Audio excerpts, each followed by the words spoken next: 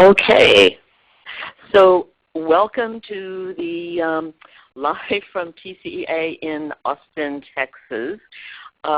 It's the second sort of live from a trade show that we have done, and we're going to go ahead and get started. I've got a few people here now that I would like to have them introduce themselves in a minute, but we also will be joined by a few others.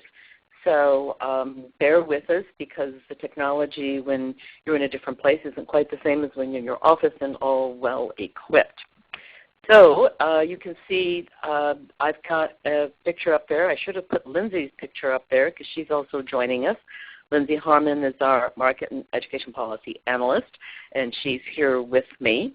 We're actually in a room which is being supported by one of our members called PR with Panache. So I'm going to start by having Sue introduce herself, and then we're going to go around the room. I'm going to hand my phone around, and people can say hello. Well, thanks, Karen. This is Sue Hansen from PR with Panache, and it would be great to share with you what's going on in wonderful Austin at TCEA. This is Kevin Custer with founding partner of Art Capital Development. We're an early stage investment firm coming from a chilly Texas state. And I'm Britton Follett with Follett School Solutions, and with me is Scott Chain. Scott? I'm Scott Chain with Vice President Strategy Umbrella from Follett. Okay, so I wanted just to share a very quick slide with you. We are growing at SIIA, and we now have more divisions than a year ago. And I just wanted you to have this slide for reference because we acquired two other associations. One is the Information Publishers Association, and the other is the Association for Business Media. And one of the interesting things is because of the growth of our content companies, we're now up to 950 members, we are going to be opening an office in the UK. And that is going to be, I think, in support of a lot of UK-based companies, including education, and we'll move those in. Just as a very quick announcement, we have market surveys that are open, and I'll give Lindsay a chance to say something about that for just 30 seconds. Yes, both our PK-12 and higher ed surveys are now open and can be found at sia.net/education/market surveys. They're simple, quick, and extremely confidential, and we highly encourage any company you can to fill it out. In addition, you can check out the latest PK-12 report in our e-store. All right, and as you can see, we have a number of committees and working groups if you're interested in getting much more involved in SIIA. We also have a couple of major events, the Government Forum in March in DC, and our EdTech, I can still call it EdTech Industry Summit, our Education Industry Summit in San Francisco in May. And very quickly, just to give you a sense of the webinars that we've been hosting for both startups and for those that are maybe new to folks, we are at live from TCEA in Austin, but we've started having these last fall, and every 2 weeks, Thursdays at this time, we host a webinar in different topics that at least the startups tell us they are interested in. One of the next ones will be live from South by Southwest, back here in Austin, and we hope that there's better weather because it's really cold now. I don't need to tell people in the Minnesota area or Chicago or New York that it's cold, but it's much colder than Austin folks tend to like. So today the conversation is about sort of what is this TCEA and what is happening here. And what I'm going to start with Sue Hansen, I think, and just let her talk about first of all, what does it stand for, if you know? Do you know? I think so. You think so? Okay. So, and then just what brings you here, and then I'd like everybody to sort of respond that would like to do that. Okay. Texas Computing Education Association. Oh. All right. Well, PR with Panache comes to TCA every year because we work with many companies that exhibit, have meetings, and do things here in Texas because it's such an important state. So we wouldn't miss this conference for anything. So this is Kevin. I always thought it stood for Texas creates education for all, because whatever sells in Texas we have to bring out to the rest of the world. So that's kind of my thinking around it. So we're looking for what's innovative down here, and what we see is that it's 10% of the education marketplace, and you sell differently in Texas than you do everywhere else. There's 1,000+ school districts. This is your chance to get in and learn at sell to the small, medium, and large districts. But this is like one of the best proving grounds for early stage education companies. Every one of our portfolio companies and over 50 some companies that we advise, we have them come to TCEA and learn how to sell. And this is the best place if we can introduce a product where we think it can be done. And this is my first time at TCEA, but I had heard a lot of great things about the conference, and I'm impressed it really holds its own as far as a national conference. I mean, we always say what happens in Texas leads the nation, but I can definitely say that there's a lot of excitement on the show floor, a lot of great companies, and certainly a lot of our loyal customers here. Primary reason, or one of the primary reasons for myself and the company to be down here, is Texas always has a number of the greatest visionaries and leaders, particularly from a technology standpoint. Allows us to engage with some of those folks and find out specifically what is needed, and to engage with other companies to get an understanding of where they're heading and where potentially we can assist.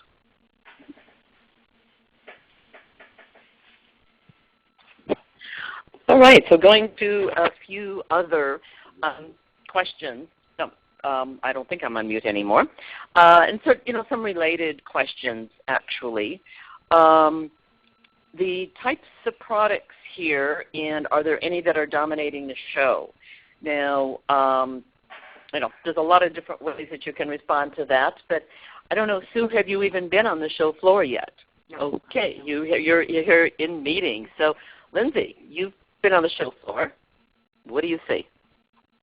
Well, I've seen they sort of segregated all of the devices and protectors to below numbers, and it seems like sort of surprising in there to even find a software company. So for me, trying to find potential new members, potential responders, all that sort of thing, I did speak with some educators while I was on the show floor yesterday, and one of the things they said to me is, with the growing market for special ed, in Texas, they're in dire need of special ed with Spanish. They have Spanish translators and Spanish things, but that's one of the things that I talked to a couple educators, and that was one thing they were really looking for while they were here. Okay. Yeah. So a few things that I see on the floor. One is tablets are the word. It's not all about the tablet. Where you look 3 or 4 years ago, it was all about the whiteboards. So it's almost what you don't see on the floor. What you don't see on the floor is the whiteboard providers, things like that. Everything now is about tablet. It's about mobile. I think one of the most interesting things that we're seeing is coming out in mobile device management. How do you take care of it? It's very, very much an emerging market. I think that is out there, can be pretty strong. I think the challenge that we see is the blending of technology and curriculum, and people don't see necessarily the distinction between them yet. They say, well, I either have technology or curriculum. You mean they go together? And I think that the companies are still trying to emerge with that. But the mobile device is where I think all of the conversation is, from network to BYOB, et cetera. I think that's the big new product that we see. Okay. On top of the device piece, one of the differences I'm seeing this year as opposed to other years is it's starting to look at what are they going to do with the device. So I have this device, now what? And the visionaries seem to be looking at it from a perspective of what will I do once I get the device. So starting to look at what is the curriculum, what are the pieces, what are the things I'm going to put on the device, and then go in that direction. So starting to see trends changing there. And I think we're seeing more and more inquiries for asset management. How do we keep track of all of these devices? What is the best tool to manage your devices to avoid the horrible story of lost devices, broken devices? It looks like there's breaking news here.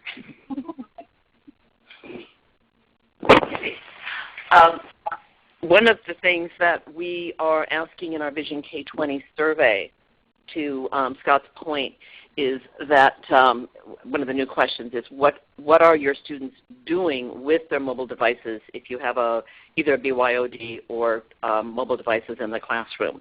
And we just launched that survey a few days ago, last week actually, and we won't have responses. We'll have a sneak peek at our conference in May in San Francisco, and then our final report is always given at ISTE for the PK-12 portion and at Campus Technology in Boston a few weeks later. But we're asking questions specifically, what are you doing? And we sort of have some categories. It's they are communicating and collaborating. They are accessing their instructional materials that are sort of course assignments. They're doing their own sort of little drill and practice kinds of things that they want to work on. They are accessing learning resources somewhere. So it'll be interesting to see. Last year we had do you have BYOD in your classroom? And of course, not surprisingly, we found out that the post-secondary four-year colleges were 90-some% doing that, and two-year community colleges 80-some%. As you went down the grade levels, it was a smaller percentage. But over a few years' time, almost everybody is getting to where we're going to be completely there because they see that as the wave of the future. One last question here. Were there any products that sort of dominated the show? I know, Kevin, you mentioned the mobile platforms, the tablets. Tablets are the big word, and device management. Did anybody else see something that was dominating at all?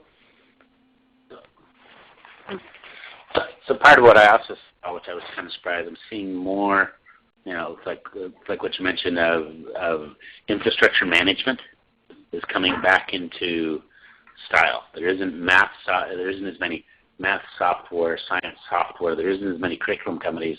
There's people who are coming in for infrastructure management. So it's not just device management. It's now what about filtering? What about, because there's a whole new environment out there for technology. Now all of a sudden everybody's kind of saying, oh my gosh, now we have it. What do we do with it? We got to start looking for stuff in it. But then back to the other side is how do we control it? How do we put the parameters around it? So I see more infrastructure type companies that are in play too.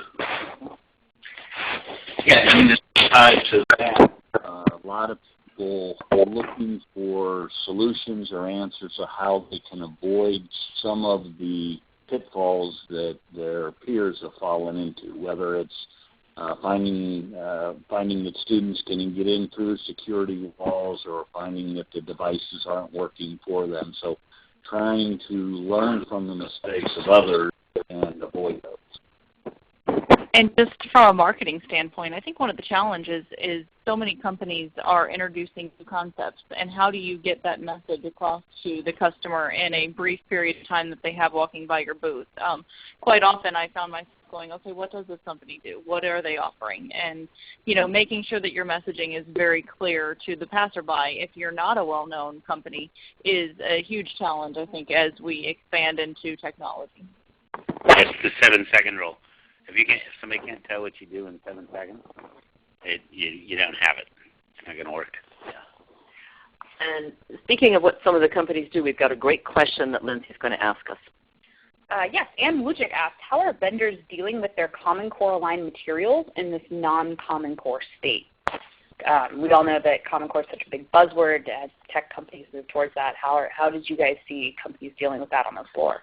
You certainly don't see the messaging around the show floor, which is very different than what you'd see in any other technology or education show right now. But certainly it's a challenge when different states are going in different directions with Common Core and curriculum standards. Yeah, I was going to echo that. There was nothing in the show floor that said Common Core. It was not a conversation. Yeah. I saw 2 signs that said Common Core. Oh. They were very small signs. All right. So it's interesting. I ran into Steve Morse from at Net Insight MDR yesterday on the show floor, and I had last seen him at PTC. And I said something about, so, you know, he's walking up and down the aisle. So I said, what do you see, what dominated at PTC and maybe compared to this one? And he said, well, you know, I spent a lot of time in the aisles at PTC, and he said, but the product that really sort of stood out because it was just everywhere and maybe because it's a teacher buying show, iPad covers. And so not sure, you know, so I'm looking around, and of course we're standing in front of these huge booths, and what do I see? iPad covers. So I know there's a lot more on there, and Lindsay and I have been talking with a lot of them the last day and a half, but it is interesting to see how these other markets emerge. You bring up about FETC. The thing that I noticed that I haven't seen yet on this floor is the true innovation that people are sitting there with the ideas.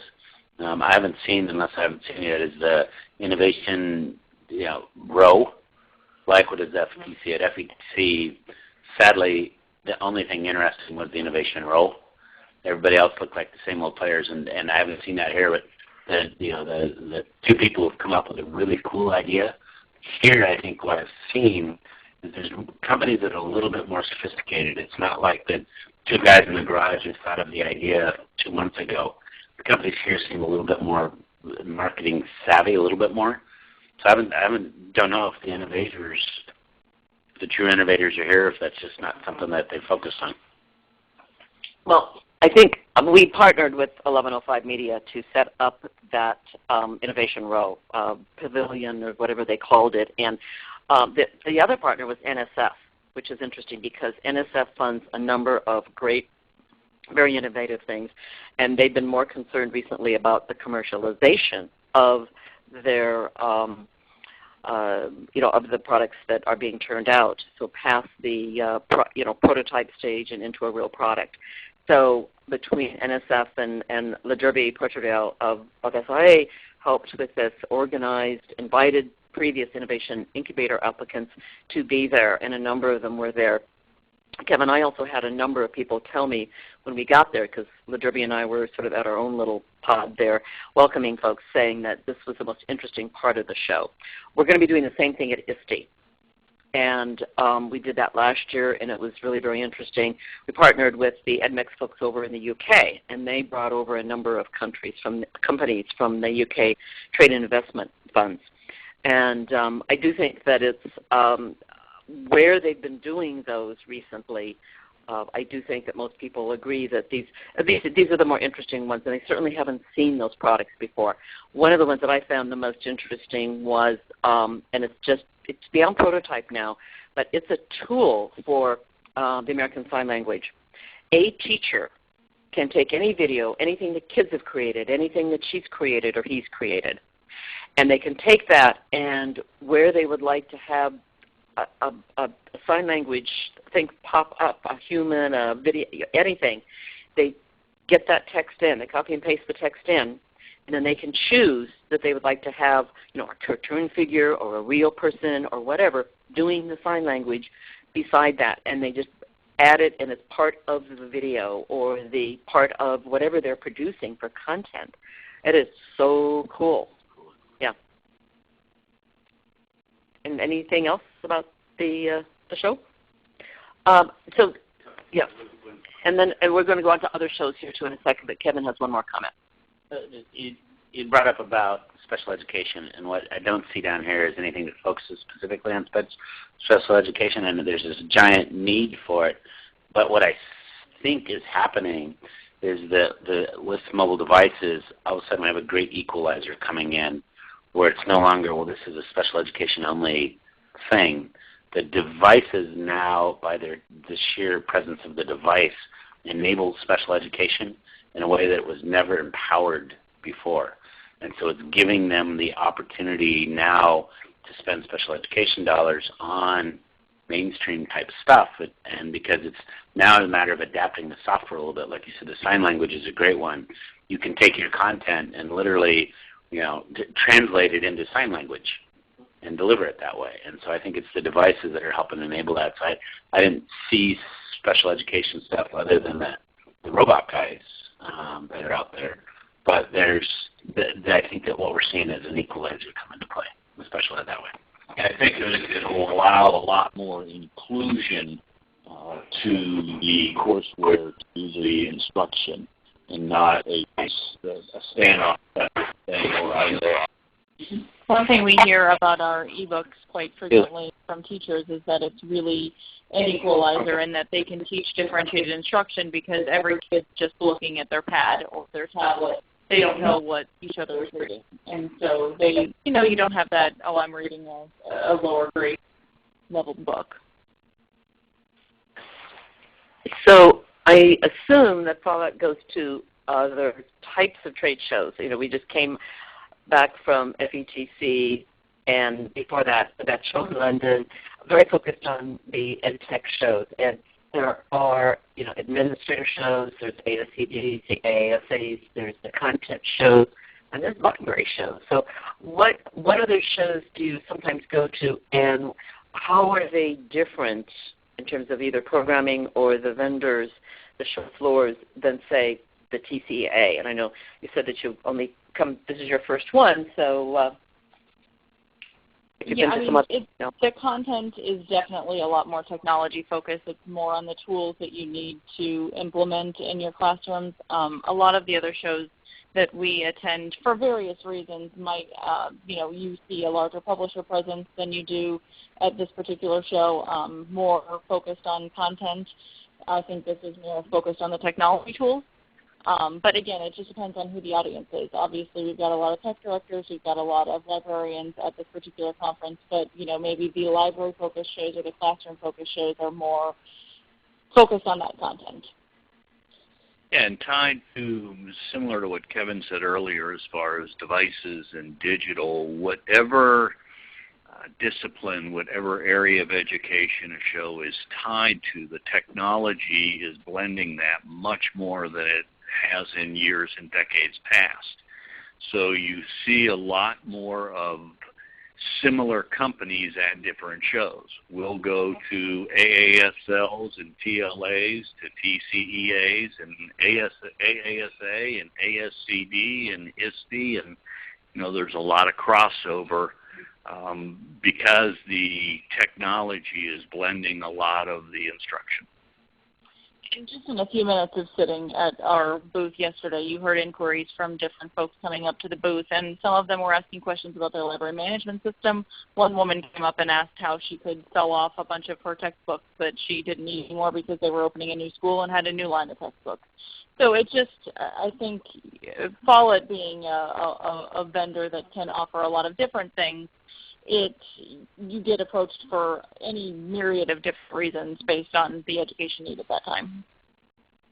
The thing I added that shows that we've seen starting to go to a lot more, during FETC there was the Assistive Technology Industry Association, which that one, Council for Exceptional Children, there's more special education, autism-related shows, and what we're seeing is a blending of educators and healthcare professionals coming together. And so it's not a straight hardcore education market. It is, here's special things to do. The largest provider of healthcare services to the developmentally disabled in the United States is the U.S. school system. And people are starting to understand that. And so we see those in those types of shows, the autism-related ones. Surprising, we were at the Autism Society of America conference. And it is a lot of educators going there. And so we're starting to see companies specializing in special education just go to those. And it's not like here's an education show. They have niches now that we're starting to see come out. Yeah, it seems like technology is sort of becoming the connecting link between a lot of roles that educators play, administrative and grade levels. It's connecting also those other special areas. So the next question, What have you seen that's interesting or unique that our members back home should know about now? Anything that's unique. I think we've covered some of these, and if you can't think of any, we can move on. But there's always something that sort of stands out here. And, the one obvious uniqueness is people try to run between the convention center and the Hilton Hotel here is the weather. Even the people in Austin are just crazed about it because they didn't expect it to ever be this cold. But did you have something written? Or Kevin? I think that what's unique about the show is, or what is not unique, is the way you do customer engagement at your booth. So if I'm a company and I'm coming here, the way I engage customers at the booth, what is working now is your sales reps are standing there with their tablet or their iPod in their hand showing it to somebody. But there's a whole new way of engaging. I saw the Pasco booth was fascinating. They had the auditorium and the guy up with the mic talking. What they had in front of each chair wasn't a school desk with a piece of wood on it. They had a tablet that was up in the air, and their little audience, that auditorium thing, was full. And so I think you rethink the way that you engage the customer. And what is still true is the booth that you stand around and you got the 4 sales guys with their hands crossed or their arms crossed, standing there looking at the customers engaged as no one. It's the way you engage people now that I think is starting to change. You need to be engaging like you're engaging students in a classroom.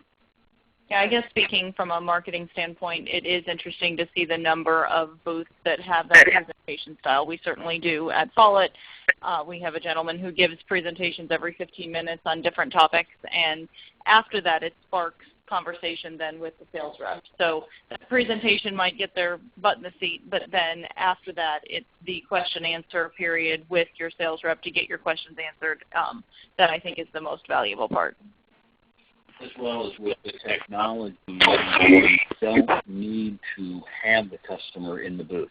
In years past, in order to have a discussion, the customer had to come in or you had to go get them and bring them into your booth. Now, with whether you have a device or whether you can use different devices, you can engage them anywhere at their convenience.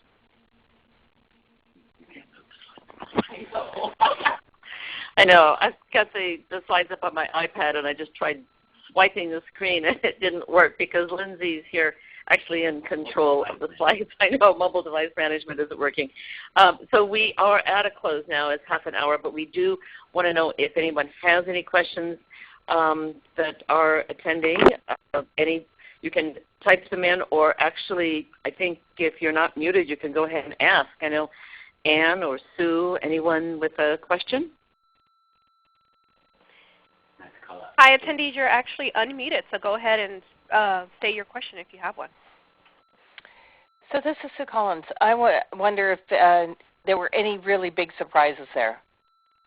Anybody see something that was surprising to them, astonishing, something new? I don't know. I'll give it to Kevin. I can't think of any, but Yeah, Sue, I would say one of the things that I think is a trend we've been seeing, it's the lack of the major branded giant booths. So there is, Apple hasn't been here for a while, but there is no Dell booth maybe there is. I don't remember seeing it, but I don't remember seeing any of the large players who are multi-market, meaning they sell consumer, business, and education. I don't remember seeing any major booth presence. Microsoft does the same. Microsoft does have one? Pretty big. Okay.